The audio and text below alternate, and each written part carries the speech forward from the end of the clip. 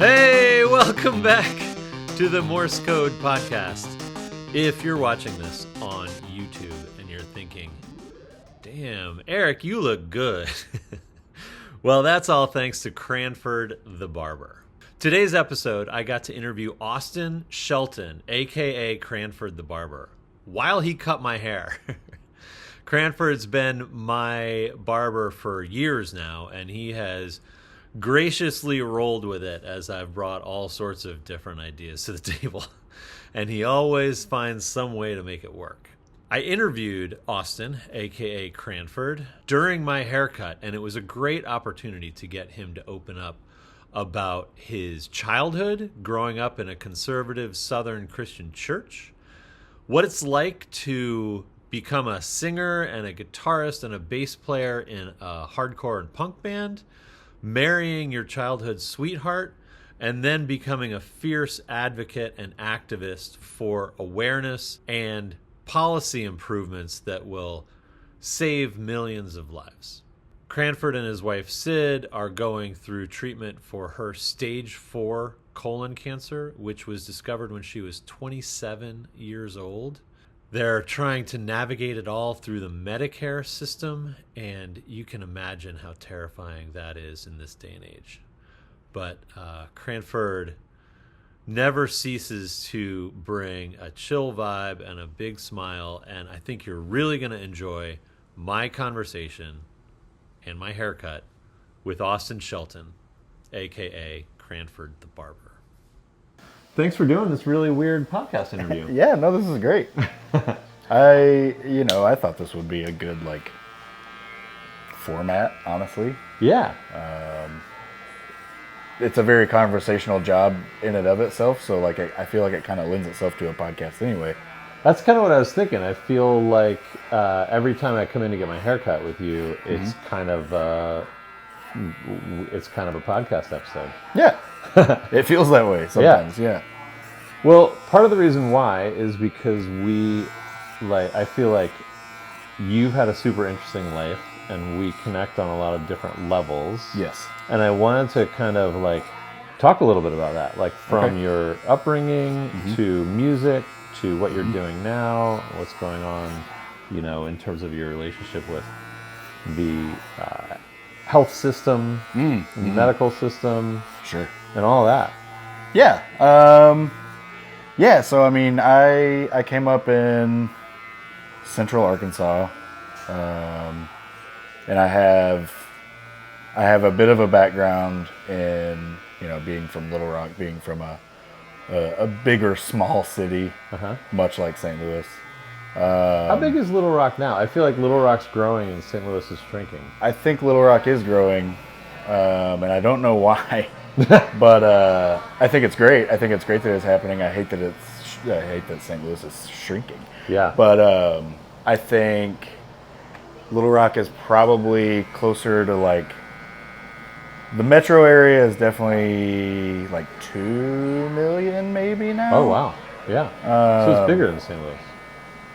Maybe I'd say metro. So I'm talking about the outskirts too. So I think Little Rock, the city, is probably 350,000 maybe. Okay. Yeah. But yeah, in the local vicinity, it's probably a couple million. But that's just a lot of industry moved there recently. Food and a lot of Amazon warehouses, I think. Oh yeah. Tech, a lot of tech. Whenever I moved from there, tech was moving in. And I think it's all Walmart, but yeah. Anyway, yeah. How far are you from Bentonville? In Little Rock? Yeah. 3 hours. Oh, okay. Yeah. So it's not No. Okay. I don't know that they have any offices down in Little Rock. There for a long time, Little Rock was, Walmart. There for a long time, Little Rock was really good at shooting itself in the foot.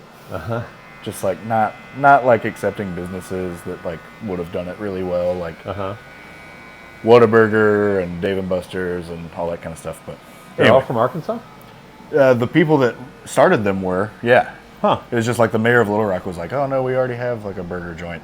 Why would we need another one? Great. Good move. Yeah. solid move.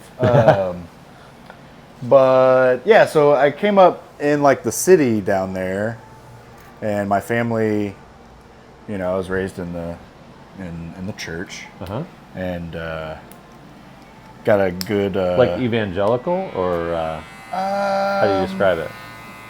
I mean, you've told me it's pretty conservative. It was very Yeah. conservative, very family oriented. Uh-huh.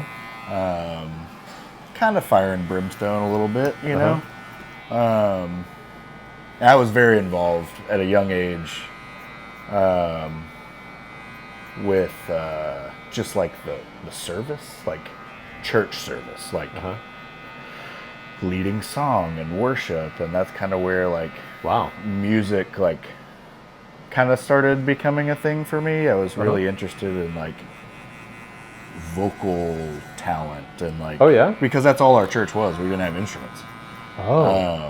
So it was like I want to sing well at church was kind of my idea. So I remember from a very young age like being in the car with my dad, just like trying to sing along with everything that came on the radio. You know, I didn't know the words, but I would like trying to mimic the vocal talent that I was hearing regularly in the car, and I think he noticed that. And he has pretty eclectic musical taste. All over the place. Yeah. I mean, he got me into CCR as well as the Beastie Boys. You know what I mean? Yeah. So like all over the place. Iron Maiden. He got me into Dave Matthews Band. He got me into all these bands. You know, and we were just always like, that was it. I was like looking forward to getting in the car and singing with Dad. Wow, that's cool. And like doing anything musically was like, I just gravitated towards it. So yeah, I think by the time I hit like middle school, I was doing like marching band and what was your instrument? Trumpet. Oh, nice. It was a good time. And marching band, we did like, my instructors were really into, or one of my instructors was really into Earth, Wind, and Fire. Which, yeah, I mean, that's marching band music for sure. Yeah, totally. But no, that was a good time. I think that opened me up to a lot more funk and a lot more jazz and everything. Yeah. Soul. And pretty soon after, during middle school, I remember like a buddy of mine gave me, it was like a Bam Margera compilation, like skate compilation. And it had like, God, I can't even remember. All the like hardcore skate bands? Yeah, like at the time it was like Cradle of Filth was like a band on there. And like, I remember this band like, the 69 Eyes was on there, just like this kind of dirty rock band, you know? And I was like, wait a second, people make music like this?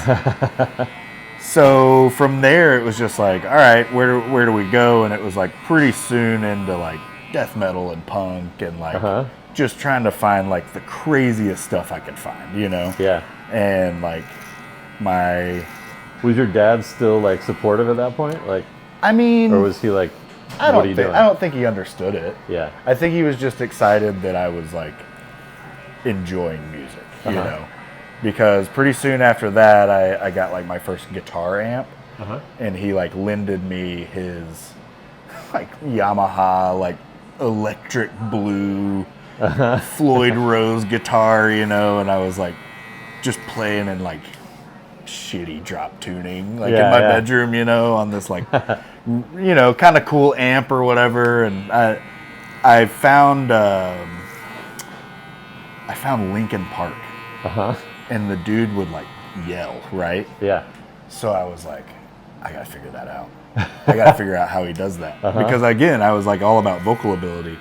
So not only would I like I would get home from school and like riff around on guitar, and then like put in the Linkin Park CD and this is so embarrassing. I would put in the Linkin Park CD, and then like I found a crappy microphone that I could plug into my amp, and then I would like practice vocals. Nice. 13, 12, sure, 13. That's what you do when you're 12, absolutely. Just trying to figure it out, like if the time ever presented itself. Yeah. Like I would love to be able to man, I can't really play guitar that well, but I can sing, or scream or whatever. And ninth grade, man, I hit the ground running. I found a buddy of mine on MySpace, I think it was, maybe Facebook. I don't know if Facebook was like a thing then for me yet. And he like saw that I guess had some similar interests in my like MySpace bio. Yeah. And he was like, "Hey man, I'm thinking of starting a band." And we started playing shows, and the rest is history, man. At that point, it's like, we like the same bands, and you own a guitar, so that's enough. That's it. That was enough. Yeah. I know a kid that his parents will probably buy him a drum set. Right. Maybe we can make something happen. Yeah, he's got a big basement. Yeah. His mom has good snacks. Exactly. Yeah. So, at the time in Little Rock, it was, the market for music.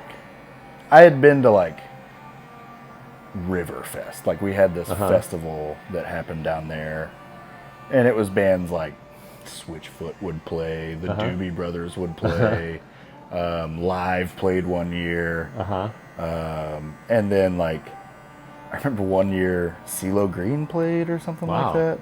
So it was an eclectic, kind of like Evolution Fest here.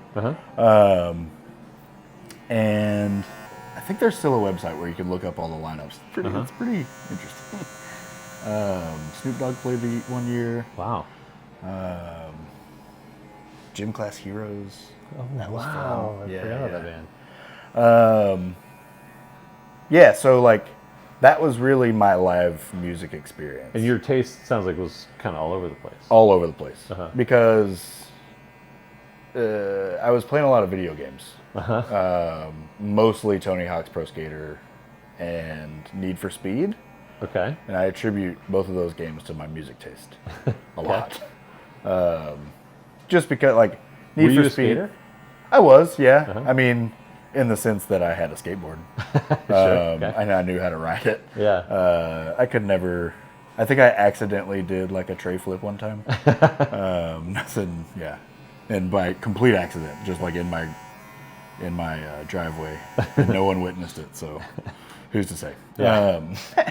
Definitely happened. Yeah, it for sure happened. But yeah, no, I never really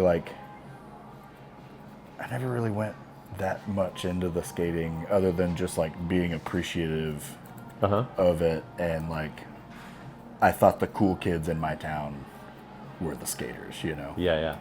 And come to find out, they were, and now some of us are still friends to this day. So that's cool. Yeah.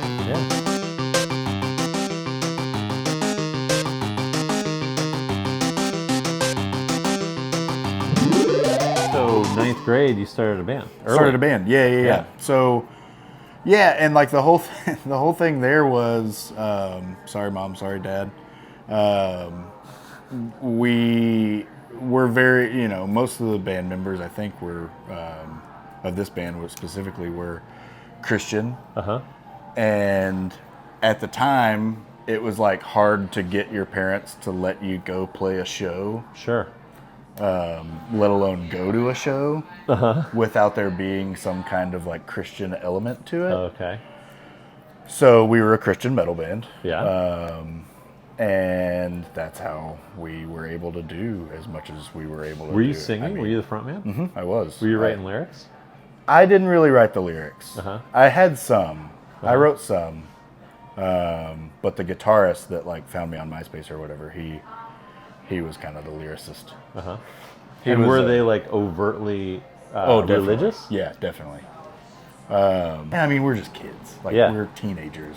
preaching to other teenagers. Uh-huh. And it's like, now I look back and it's like, just shut up and mosh. Like just shut up and play the fight riff that we all came for. Or whatever. But it was a good time. It was very formative. I learned a lot about how to be in a band. I learned a lot about how to manage. It's probably one time. One of the more healthy first band experiences I imagine. I think so, because it was very sober. It was very much like, we're playing churches, so we have to mind ourselves, you know?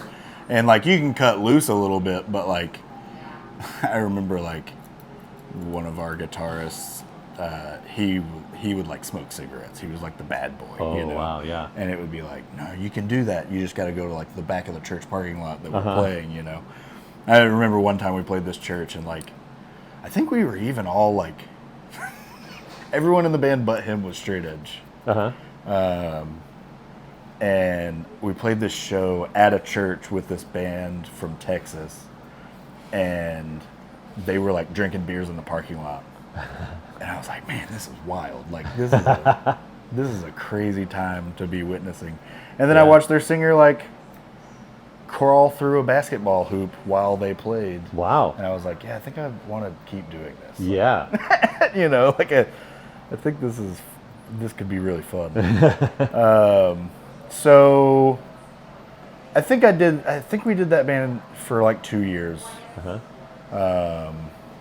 I turned 16, got a job after school, and that kind of started taking up more of my time. That was the year that I quit marching band as well. It just wasn't, wasn't for me anymore. Yeah. I was playing guitar by then, so I was like, I'll just do this. Yeah. And I think senior year, I started like a hardcore band. And were your parents like, oh man, he's going off the rails, like he's not, no, he's not doing the Christian thing anymore, he's not doing the marching band? No, I don't think good. so. I think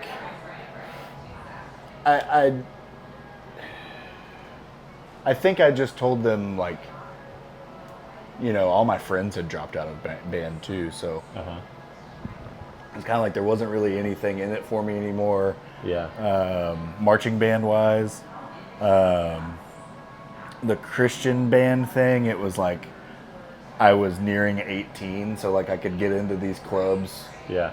Anyway, Yeah. So it didn't really have to, because we were having to have like, I remember one show specifically, I was like 15.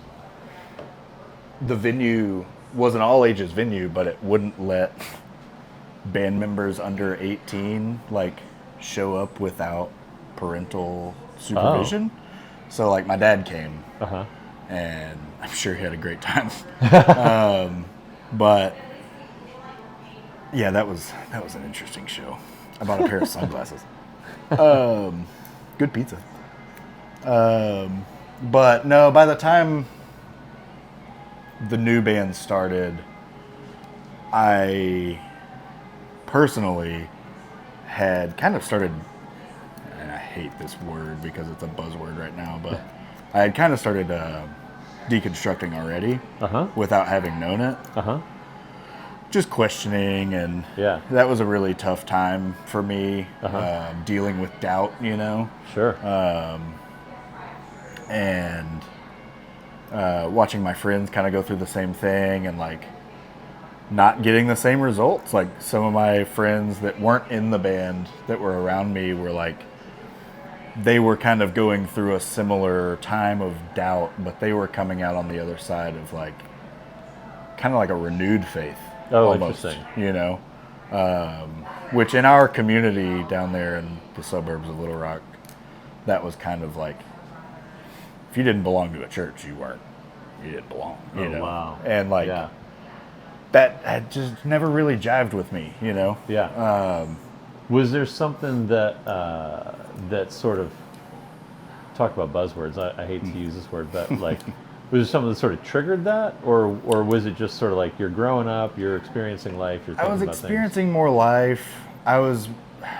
I had, again, older people I was friends with older people in my life, still to this day, that like were also living more of a life and seeing more of the world, and it really became apparent to me that like, I mean, now that I know, after some therapy and stuff, that it was really like a trigger of depression for me. Religion was, because I had this like need to be perfect. I had this need to be like, you know, for my faith and everything, and like it wasn't healthy for me. So, you know, I kind of slowly I started writing about it. I wrote songs about it, and that really helped me out through that. And I remember having a conversation with my dad, like. He asked me, like, is this really how you feel? And I was like, I mean, I wrote it down on paper, you know, like this is kind of where I'm at right now. And, I took that time to kind of learn about other religions and other beliefs, and I just wanted to know. Just kind of a school of, religion and theology and everything was like that. That was all very interesting to me from a scientific standpoint, from a historic standpoint of like how people, you know, go about their lives. Like it's still, I think Christianity is still like a very big part of my moral compass, and just kind of how I carry myself through life. I mean, it's how I was raised, you know. It's just my. Here's a buzzword for you. My relationship with it now is different. Totally. I like the Bible. I like the teachings. I like Jesus. I like God. I don't like some of the things that people use those names for in life. But you know, that's kind of where I'm at with it now. It's just I like the things, but I don't know. It doesn't serve me anymore. The like staunch, like rigid, you have to be this way. You have to, you know, that's not for me. Because I don't think anyone has to be anyway. I think people need to be themselves. Totally. You know, like, and that's a very heady, hippie way of looking at things, but you know. So was that like, I mean, you referenced being in therapy, and you've talked a little bit to me about like, you know, that process. Was that a rough process? Therapy? Sort of like, well, making that move away from the church and the way you were brought up, and you know, it sounds like there are some like dogmatic people in your life. Yeah. I mean, I would say it was harder just because, like, again, I was in the South, so like it was everywhere. But I had a group of friends. We all, again, came up in the punk scene, and we're like still DIY, and like we were all living together, and like we just kind of cultivated this like space where we could all just, again, be ourselves. Like, and we all took care of each other. We fed each other, you know, like. That's cool. Made sure bills were covered for each other whenever that needed to happen without blinking an eye, you know, like there was no question. We never fought over stuff like that just because like we were all just these kids that were kind of lost in this like weird southern religious town, you know, and trying to make punk happen within it, you know. And like, so like we just leaned on each other, and that's pretty awesome. We all kind of had similar upbringing, so it was pretty easy to just kind of like navigate that with them, you know. It really felt spiritual hanging out with those guys, you know, and still to this day does. I mean, we still get together pretty regularly and like get to pal around, and That's cool. it feels like being home, you know. Yeah.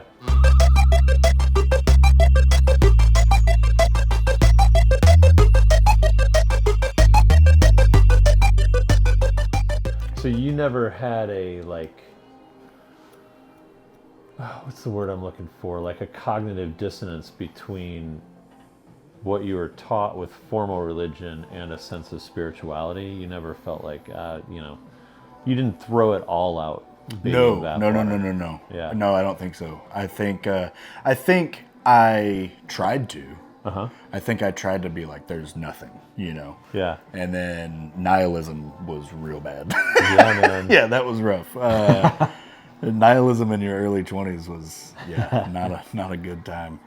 But I think I tried to, and then like through conversations with my wife, who is very spiritual, she and I, like, again, having similar upbringings, like we were able to like talk these things out, and while we were dating, even just like we would watch movies or we would go to church together, and like then she and I would sit down and like really dissect it. You know what cool. I mean? Yeah. And like, again, very supportive. Like, You grew up together? yeah. We When'd you meet her? we met in 10th grade. Wow. And she was at the show that the guy crawled through the basketball hoop. So we met in 10th grade, and she and I started dating sophomore year of college. Wow. Yeah. Huh. Her sophomore year, I dropped out. Yeah. But yeah. So yeah, you know, like it was just all of us like weirdo misfits helping each other figure things out. Does Little Rock have a good like scene, like punk scene, art scene? Yeah. Really? I mean, and always has. It's just been up until recently. I mean, they've had like a big boom recently. Oh wow. There's like a couple of fests down there, like more niche underground fests. One's called Mutants of the Monster, that my buddy CT runs with the help of a few friends. And there's another one called Bangin' in the Rock, lovingly titled after the HBO documentary about gang activity in Little Rock. Oh. If you have never watched that, you No. should. Should I go check it out? It's a good time. And yeah, I mean, through like I watched so many iterations of both of those things happen. So I told you about Riverfest. Yeah. CT also put on a fest back in the day called Liverfest, and it was just in the woods, like in a holler, Really? down in Arkansas, and like they would set up a generator, bring cases of beer, Wow. and just like metal bands would play in the woods, That's cool. and then you'd drink until you found a spot to sleep. That was like the idea. Wow. So there were like many iterations of these fests, and now they're like gaining national attention and like being more and more well attended, and really like Little Rock is kind of a place where bands are wanting to play. And it's all a testament of like what was going on there 30 years ago. You Right. know, like I remember there's a story, and if I think you can like, there's some publication that put this out, but there was a story about Jawbreaker, punk band from Chicago? I don't know. Maybe? But they got their start, they were touring, they were leaving Chicago, and God, where are they from? the first stop was Little Rock. Not San Diego. Maybe Pacific Northwest? I don't know. Definitely not Clearly Pacific I'm not Northwest, punk that's where because I I don't was know. at the time that I fell in love with Jawbreaker. Okay. Anyway, go ahead. So their first stop, or second stop on the tour, was Little Rock. And the other band that they were supposed to be touring with dropped off. And the other band that they were supposed to be touring with didn't, like, they were the ones that booked all the dates. So back then, you didn't have the internet. You couldn't Right. just email and be like, hey, we're the other band. We're still coming, you know. Yeah. So this band, Iconochrist, from Little Rock, took them, and they were like, well, we're going on tour right now, and we just played the show with you here in Little Rock. We'll take you on tour. So Jawbreaker's first tour was with like this crust punk band from Little Rock. Yeah. So, and they played a venue that it still stands to this day that, you know, you can go see a show there tonight probably. And get a slice of pizza. It's great. So you played in a few different bands, put out some records, I think. Yeah, yeah. Some releases. I would, you know. And when did you move to St. Louis, and did you stop playing music when you moved to St. Louis, or were you still playing? So I was still in a band when we left. I was in a band called Hold, and it was me and my buddies Drake and Ethan, co-workers of mine at one point. We were all barbers, and we were playing like long form emo.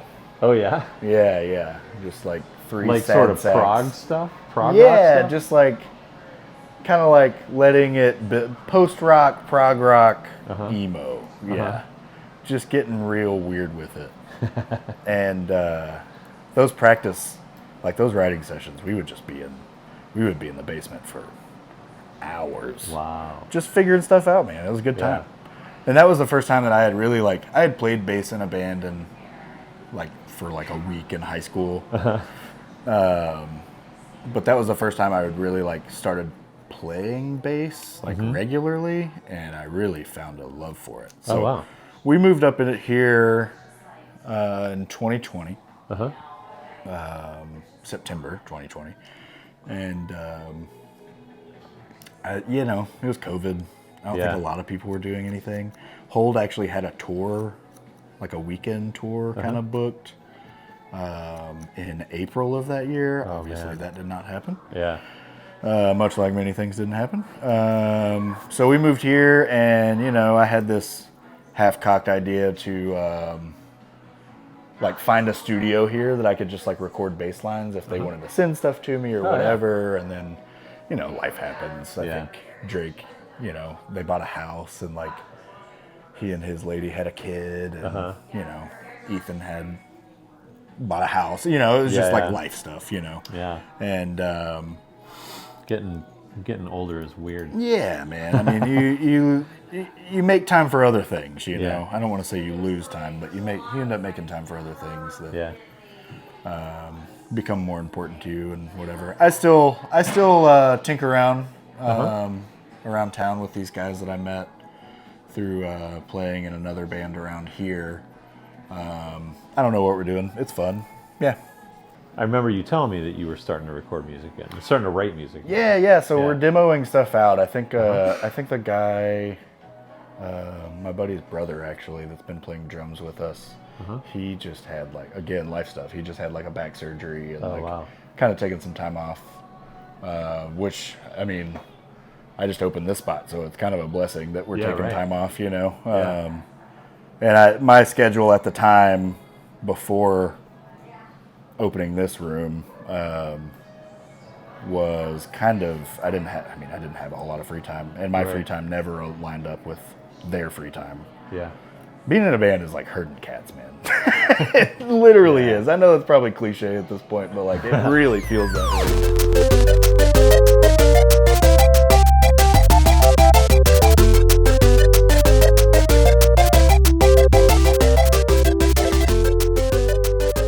Cutting hair, you just opened up your own spot. Yeah. You're playing music, sort of here and there, and also flying back and forth to DC. Yes. To do some advocacy and activism. Yes. Can you talk about that a little bit? Yeah, for sure. So my wife is a colon cancer survivor, stage 4. That's scary shit. It is. It is. She got diagnosed right before we moved here, so it's been 5 years. 5 years this month, actually, that she got the diagnosis. Luckily, St. Louis has one of the greatest cancer centers in America, local here. Shout out to Siteman. They've been taking good care of us. We do. So I don't really remember exactly how we found Fight CRC, the program that we are able to go to DC with. So they have some higher ups with their nonprofit that like used to work on Capitol Hill, I guess. And once a year they gather all of us up, as many that want to attend, to go meet with our congressional members and speak with them about colorectal cancer funding, research, the science behind everything.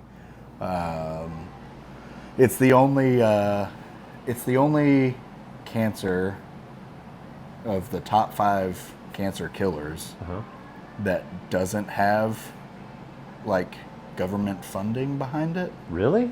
And it's the second leading cause of cancer deaths. Wow. So, I mean, the numbers are just a little backwards. And we just keep, the goal is to just keep showing up, right? Yeah. You keep showing up to tell them, like, hey, this is still going on. Luckily, we're still here to be able to fight for it. Yeah. But one day you won't see us in here, and that's kind of the thing of, like, we're your constituents. We vote for you. And, because we've done it twice now, we've done it 2 times now, and people are starting to remember us. They're starting to remember my wife. They're starting to remember me. They're starting to remember our story. And like we had a guy this last time almost tear up because he was like, "Oh my God, you're still here." Wow. Yeah. And like, that's big, Yeah.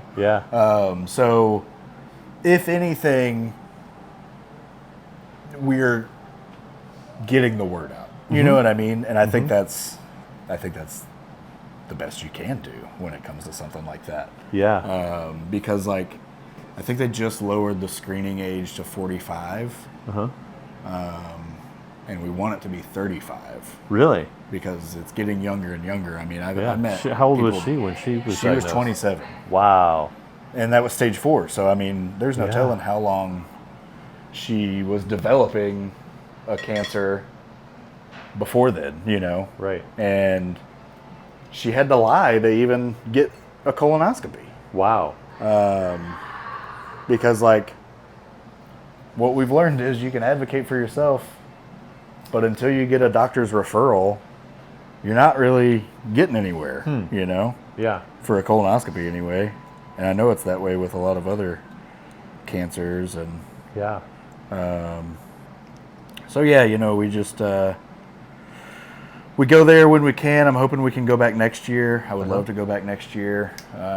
This administration is cutting a lot of funding Yeah. right now. Yeah. I was going to ask Across the board, how that's changed, or has it changed? So she's on Medicare, and we're a little worried Yeah. that would get cut. But so far, we haven't heard anything. Luckily, Yeah. I'm hoping they go back on that. That would be nice. Yeah. But as of and grants for so where she's at Siteman, they can get like trial drugs. They can do clinical trials and everything. And because there's already no government funding for colorectal cancer trials have been basically put to a halt. Wow. So that's one big effect of what we've seen recently. Yeah. So hopefully another couple trips to Right. DC and we can make something happen. I mean, it really, like, I was thinking about you when they were passing this bill and The big beautiful one. the big beautiful one, and obviously, like, anytime RFK shows his face on TV, I get livid. But like, Sure. it's life or death shit. Yeah, absolutely. And oh god, so it's a lot. It's a Scary. lot. I mean, I don't like anyone that toys with people's livelihood. Yeah. And yeah, we'll see. We'll see how it all shakes out. I mean, it's not looking pretty, but at the same time, like, it's a that's the world we're living in, unfortunately. Yeah. That's the game. We got to play the game, right? Yeah. So we're sticking with her plan, and where we can advocate, we're going to advocate. I think we were just over here getting smoothies. Shout out Hello Juice. They're doing like an ovarian cancer 5K. Oh wow. Here in October. Uh-huh. So we're gonna sign up for that run, and I gotta get in shape. But just every little chance that we can, every event that we can get to like show support, and also like, someone needs to hear our story, and like, because it's hard, man. Like, it's hard out there. Like, it's hard enough to find a friend. It's harder to find someone that like actually kind of knows what you're going through, and like what, right.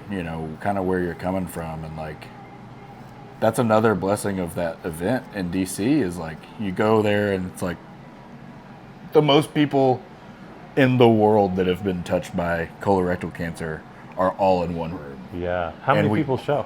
This year it tripled, and I think there were like 400 people. Wow. Yeah. And that's not counting like actual survivors and like their caregivers. It's like family members, and like more friends are starting to show up, so like, wow. It's cool. It's cool what's happening. And she's still doing chemo, right? Yeah, actively. Yeah. Every other week. Wow. Every other week. And I think you told me at one point that like those days, or is it those weeks, like just like the week, knock her out, it right? knocks her out, man. So the week of, it's pretty slow going. Right. We keep the activities low. Mm-hmm. And how much longer? Do we know? The plan that we're on right now is indefinite. She has scans coming up on the 24th. So we'll know more then, hopefully, that week. Wow. Yeah. You want to see yourself? I think so. Wow.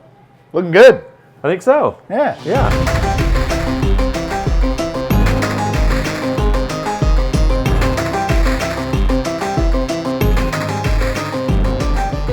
How'd you start doing hair? Oh man, we didn't even get to that.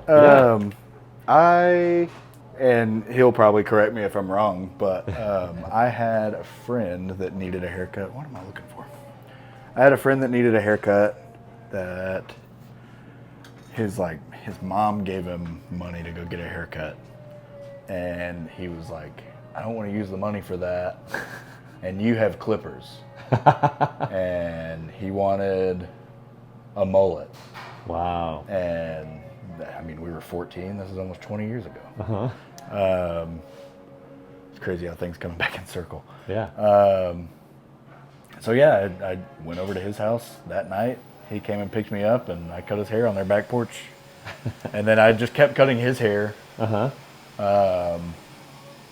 And I had thought about it, at one point I had like my buddies lined up in my parents' garage, and I was cutting all of their hair. Oh yeah? You were just like the dude who knew how to do it. I mean, they just kept coming to me because like they didn't want to go anywhere else, you know?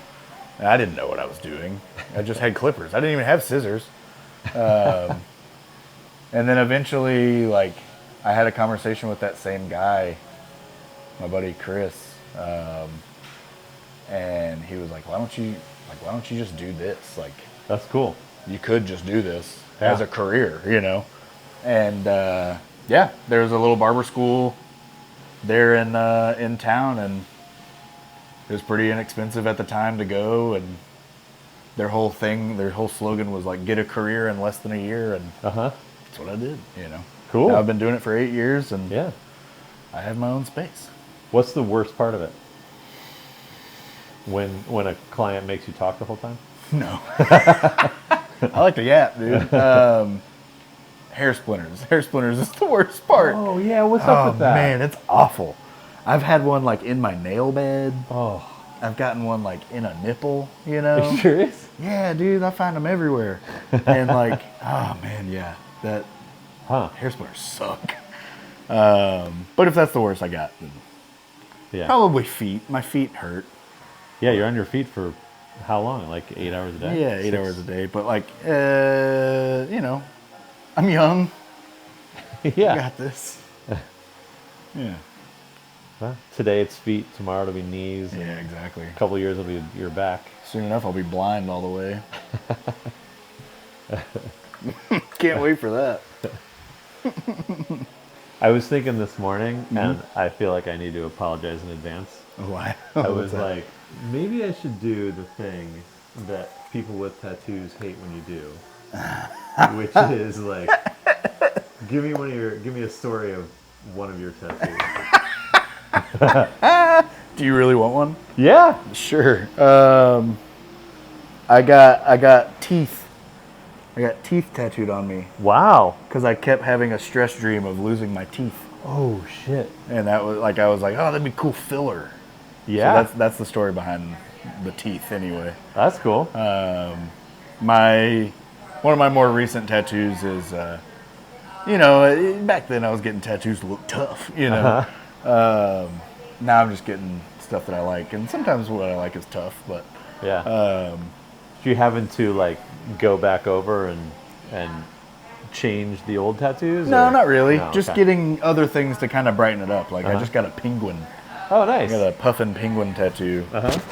Cool. Yeah, man. I got a haircut. You got a haircut. Yeah. You got an interview too. And you got an interview. Yeah. Killed That's pretty two birds great. with one stone. Absolutely. I'm glad we got to do this. I've been looking forward to it. No, this is great. Yeah. Yeah. If you ever want to do it again, I'll yap some more about how I should be the manager of the Cardinals or something. Sweet. Cool. Yeah. I mean, God knows we need it. Yeah, absolutely, man. So we need someone. Yeah. Thanks, man. Cool, man. Yeah.